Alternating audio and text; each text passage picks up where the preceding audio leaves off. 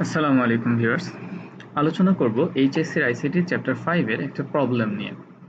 আপনারা যারা প্লেলিস্টগুলো দেখছেন তাদের জন্য মূলত নিয়মিত প্রবলেমগুলো সলভ করে দেওয়া হচ্ছে এবং আশা করব আপনারা সাবস্ক্রাইব করে পাশেই থাকবেন। আজকে যে প্রবলেমটা দেখব সেটা হচ্ছে যে এরকম একটা ধারা যদি দেয়া থাকে সেটার আমরা যোগফল নির্ণয়ের একটা অ্যালগরিদম ফ্লোচার্ট করব।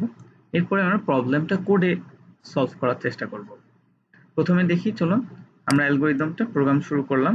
ধাপ 2 তে কি করব, একজন ইউজারের কাছ থেকে n ইনপুট নিব, মানে n সংখ্যক বার আমাদের এই ধারাটা যোগ করতে হবে। n এর ভ্যালু হতে পারে 5, 10, 100, 1000, যা কোনো ভ্যালু হতে পারে, ঠিক আছে।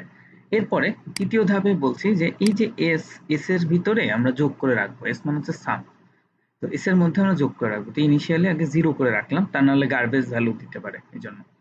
আর i এর ভ্যালু আমরা লুপটা চালাবো 1 থেকে, এই জন্য i এর ভ্যালু 1 করলাম। এটা হচ্ছে লুপ কন্ট্রোল ভেরিয়েবল হিসেবে ব্যবহার করছি। i ইটারেশন করবে, বারবার লুপটাকে ঘোরাবে, ঠিক আছে।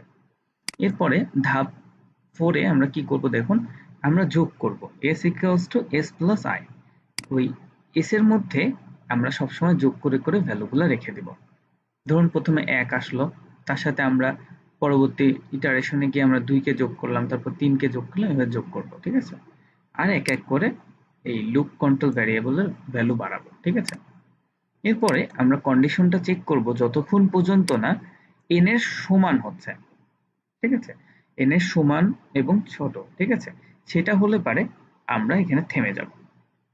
i less than or equals to n, মানে n এর ভ্যালু যদি 5 হয় তাহলে 5 এর চেয়ে বড় হয়ে গেলে i এর ভ্যালু তখন আর এই লুপের মধ্যে ঢুকবে না, ঠিক আছে। 5 পর্যন্ত এর ভিতরে ঢুকবে, কারণ কি বলেছি ছোট অথবা সমান, এই জন্য।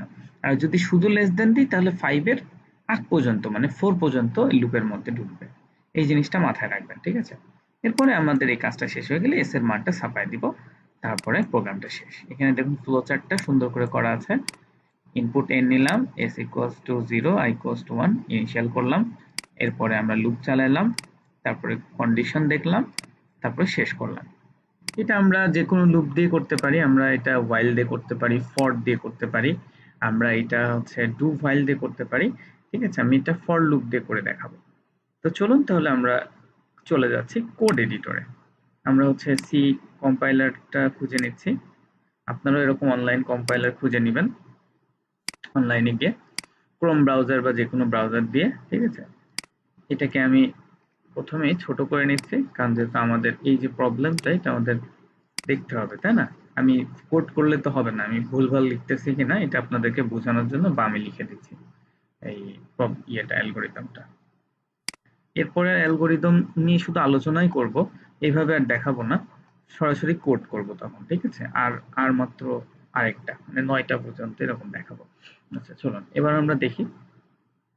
আমাদের প্রথম কাজ হচ্ছে কতগুলো ভ্যারিয়েবল লাগবে সেটা শনাক্ত করা। আমরা দেখে নিচ্ছি আমাদের n হচ্ছে ইনপুট নিতে হবে, i লাগবে, s লাগবে, আর কোথাও কিছু লাগবে না, আর কোথাও কিছু নাই। তাহলে 3টা ভ্যারিয়েবল আমরা ডিক্লেয়ার করে নেব, ঠিক আছে। আমি এটা ইন্টিজার টাইপসের ডেটা নিয়ে নিচ্ছি, ইন্টিজার টাইপসের ভ্যারিয়েবল, ঠিক আছে। সেটা হচ্ছে যে প্রথমে n, তারপরে হচ্ছে s, এখানে ইকুয়ালস টু 0 দিয়ে দিচ্ছে, তারপরে হচ্ছে আমরা নিব কি i, ওকে, i নিয়ে ফেললাম। তাহলে 3টা ভ্যারিয়েবল ডিক্লেয়ার করা হয়ে গেল। এবার আমাদের এটাকে ইনপুট নিতে হবে, তাই না। তো ইনপুট নেওয়ার জন্য আমরা ইউজারকে একটা মেসেজ দিব যে তুমি নাম্বার ইনপুট করো। ইন্টার, কিভাবে সে নাম্বার ইনপুট করবে, এই যে n এর একটা নাম্বার ইনপুট করবে, ইন্টার নাম্বার n, ঠিক আছে। n একটা ভ্যালু সে এখানে ইনপুট করবে, যেটা আমরা এখন এই যে স্ক্যানএফ এর মাধ্যমে নিব, ঠিক আছে। এখন দেখুন n এর ভ্যালুটা কি, এটা তো ইন্টিজার আছে না, তো পার্সেন্টেজ দিয়ে দিব। এবার আমরা হচ্ছে nটা ইনপুট এখানে নিয়ে ফেললাম, ওকে। এবার আমাদের কাজটা কি, লুপ চালানো, তাই না। তো আমি এখানে ফর লুপ চালাবো বলেছিলাম। তো ফর আমরা চলবে হচ্ছে 1 থেকে কোন পর্যন্ত, i less than or equals to n পর্যন্ত চলবে, ঠিক আছে। আর এটা হচ্ছে ইনক্রিমেন্ট করবো আমরা এক এক করে i প্লাস প্লাস। এবার আমরা এই লুপের মধ্যে কাজটা লিখে ফেলি, ঠিক আছে। লুপের মধ্যে আমাদের কি কাজ করতে হবে, s equals to s plus I, সে হচ্ছে এটাকে যোগ করে করে এস এর মধ্যে রাখবে। এই কাজটা এখানে শেষ। আমাদের মেইন কাজ হচ্ছে লুপের মধ্যে কিন্তু শেষ। হ্যাঁ, যে দেখুন লুপের মধ্যে বলা আছে কি S equals to S plus I. এরপরে আমরা প্রিন্ট করব। ঠিক আছে, আমরা এখানে প্রিন্ট করছি যে আমাদের রেজাল্টটা ঠিক আসতেছে কিনা। হ্যাঁ, তো আমরা এখানে করব সিরিজটা আমরা এইভাবে প্রিন্ট করব। সো আমরা এখানে এরকম লিখে দিচ্ছি 1 2 3 ডট ডট ডট ডট দিয়ে দিচ্ছি n। ঠিক আছে, একটা প্লাস দিয়ে দিই। আচ্ছা, এটা হচ্ছে ইকুয়ালস টু দিয়ে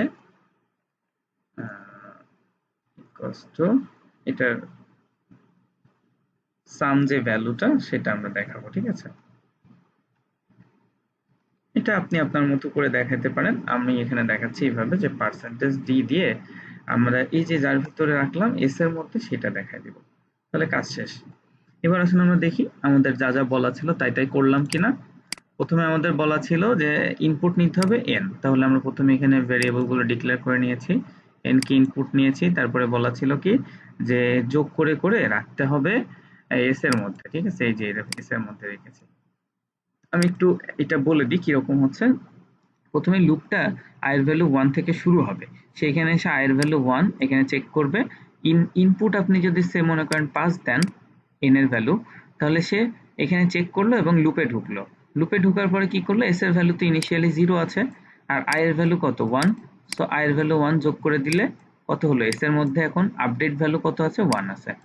এইবার পরবর্তী ইটারেশনে গিয়ে s এর মধ্যে কিন্তু এখন 1 আছে। ঠিক আছে, এইবার পরবর্তীতে গিয়ে ইনক্রিমেন্ট করলাম i এর ভ্যালু 1 1 বাড়িয়ে দিলে কত হলো 2 হলো। 2 আবারও 5 থেকে কম্পেয়ার করা হলো, 2 কত ছোট, তার মানে কি ওই যে 1 ছিল না s এর মধ্যে, ওর সাথে আবার 2 কে যোগ করে দেন। তাহলে কত হবে, এটা হবে s এর ভ্যালু এখন আপডেট ভ্যালু হয়ে যাবে 3। এটা বাদ। এবার হ্যাঁ, s এর আপডেট ভ্যালু 3 থাকলো। এরপর আবারও i কে ইনক্রিমেন্ট করেন, কত হয়ে গেল 2 থেকে 3 হয়ে যাবে। 3 আবার এরকম চেক করবে যে 5 এর চেয়ে ছোট কিনা বা সমান কিনা। হ্যাঁ, 3 তো 5 এর চেয়ে ছোট, সো এই 3 এর সাথে আবারও এই 3 যোগ হয়ে যাবে, কারণ s এর ভ্যালু তো আছে কত 3, এর সাথে আবারও নতুন 3 যোগ হয়ে গেল, কত হয়ে গেল 6 হয়ে গেল। এখানে আমরা পাচ্ছি কত এবার 6। এবার কি হবে, i এর ভ্যালু আরেক বাড়িয়ে দেন, তাহলে কত হবে 3 থেকে 4 হয়ে যাবে। সো 4 এর কন্ডিশন চেক করার পরে কি হলো, 6 এর সাথে 4 কে যোগ করলাম। ঠিক আছে, তাহলে কত হবে 6 আর 4 এ 10। এইবার আপনার আরেকটা স্টেপ আমরা এরকম করব। হ্যাঁ, সেটা হচ্ছে যে 5 তো 5 এর সমান, হ্যাঁ ছোট না কিন্তু সমান। তাহলে 5 এবার এই 10 এর সাথে 5 যোগ করে দেন, এবার হয়ে যাবে 15। ঠিক আছে, এই আমি মাউস দিয়ে লিখতে হয় তো একটু কষ্ট হয়। যাই হোক, আপনারা আশা করব বুঝতে পেরেছেন। তো লুপের মধ্যে তত সময় পর্যন্ত ঢুকবে যত সময় তার কন্ডিশনটা ঠিক হবে। কন্ডিশন যখনই ফলস হয়ে যাবে, কন্ডিশনটা যখন ট্রু আর থাকবে না, যখনই এক ইনক্রিমেন্ট করার সাথে সাথে 6 হয়ে যাবে, তখন সে কি করবে, 6 কি 5 এর চেয়ে ছোট অথবা সমান, না এটা ফলস, তার মানে সে এই লাইনে চলে আসবে এবং এখানে এসে সে প্রিন্ট করে দিবে এস এর ভ্যালুটা। ঠিক আছে, এবার আমরা এখন এটাকে রান করে দেখব যে আমি যা বললাম তা হচ্ছে কিনা। ঠিক আছে, আমাদের কোথাও কোনো ভুল আছে কিনা এই রান করলে বোঝা যাবে। আচ্ছা, আমি ইনপুট করছি n এর ভ্যালু 5, কারণ যেহেতু আমি 5 দিয়ে দেখাচ্ছিলাম। তো এই যে দেখুন 15। ঠিক আছে, n এর ভ্যালু যখন আমরা 5 দিব, এর সাম ক্যালকুলেশনটা করবে 15। আমি যদি আবারও রান করি, আমি যদি n এর ভ্যালু 4 দেই, তাহলে কত হবে 10 আসছে। আমরা দেখেছিলাম যে 4 পর্যন্ত 10 ছিল। আমরা যদি n এর ভ্যালু 3 দেই, তাহলে কত আসবে 6 আসবে। ঠিক আছে, আমরা n এর ভ্যালু যদি 2 4 5 7 দিয়ে দিই, তাহলে কত আসবে দেখুন। আচ্ছা, আমরা এখানে রান করতে ইয়ে হয়েছে যে 2 3 4 দেই, তাহলে এই।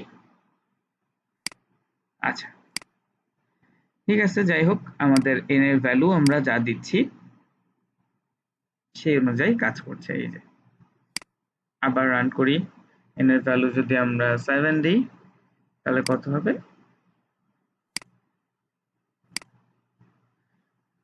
আচ্ছা, কম্পাইলারে কিছু একটা সমস্যা হচ্ছে, অনলাইন কম্পাইলার, যার কারণে কিছু একটা সমস্যা হচ্ছে হয়তো। আমাদের প্রোগ্রাম ঠিক আছে, এই ইন্টার করলাম, হ্যাঁ এই যে ঠিক আছে, আমরা ইন্টার করছিলাম না মনে হয়, এই জন্য হতে পারে। তো হ্যাঁ এই যে ঠিক আছে। যাই হোক, আমার চাপাতে কিছু একটা সমস্যা হচ্ছিল। এরপরে আপনারা আপনাদের মতো করে এটা ইনপুট করবেন, যত ইনপুট করবেন তত এই যে সাম বের করে দিবে। তো আমাদের আজকের তাহলে মেইন কাজটা ছিল এখানেই, যে আমরা লুপটা বুঝা। আমরা এই লুপটা যে বুঝতে পারবে তার জন্য সবকিছু সহজ হয়ে যাবে। আচ্ছা, আমার কথা হচ্ছে যে আমি যদি এই লুপ না ব্যবহার করে আমি যদি হোয়াইল লুপ ব্যবহার করতাম তাহলে কি হতো না? প্রোগ্রামটা হতো। সেটা কিভাবে করতাম তাহলে? আমাদের যেহেতু ওই যে এস এর ভ্যালু 0 আছে না, আমরা এখানে i এর ভ্যালুটাও ইনিশিয়ালাইজ করে নিই, i ইকুয়ালস টু 1 করে নিতাম। ঠিক আছে, এইবার মনে করুন যে আমরা হোয়াইল লুপ চালাবো। while এখানে কন্ডিশন দিব হচ্ছে i less than or equals to n, এটা দিলাম, এখানে সে চলবে। এরপর ইনক্রিমেন্টটা হবে এই জায়গাটায় i প্লাস প্লাস। ঠিক আছে, i প্লাস প্লাস অথবা i equals to i plus 1 একই কথা। ঠিক আছে, এটা হচ্ছে শর্ট ফর্মে আমরা লিখেছি, এটাকে শর্ট হ্যান্ড বলছি। এখন দেখুন তো এই লুপটা যদি চালাই একই রেজাল্ট দিবে কিনা। এরপর ধরুন এইখানে যদি 5 দিয়ে এন্টার করি, এই যে 15। আচ্ছা, মাঝখানে যে প্রবলেমটা হচ্ছিল সেটা হচ্ছে আমি এখানে মান দিচ্ছিলাম কিন্তু এন্টার করছিলাম না, মাউস প্রেস করছিলাম, যার কারণে সমস্যার রেজাল্ট দেখাচ্ছিল না।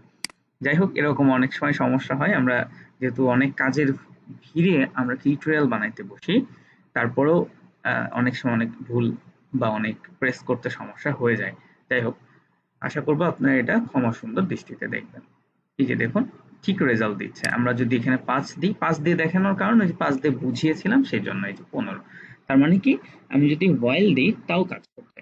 আচ্ছা, আমি যদি ডু while দিই তাও কি কাজ করবে? হ্যাঁ, তাও কাজ করবে। এইখানে চলে যাই, এইখানে চলে আসি, এইবার এখানে আমি লিখে দিই ডু।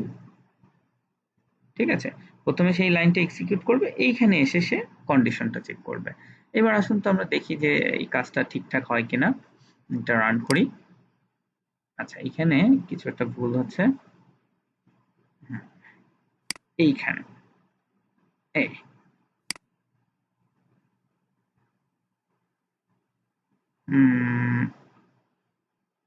এক্সপেক্টেড এরর হচ্ছে 16 নাম্বার লাইনে।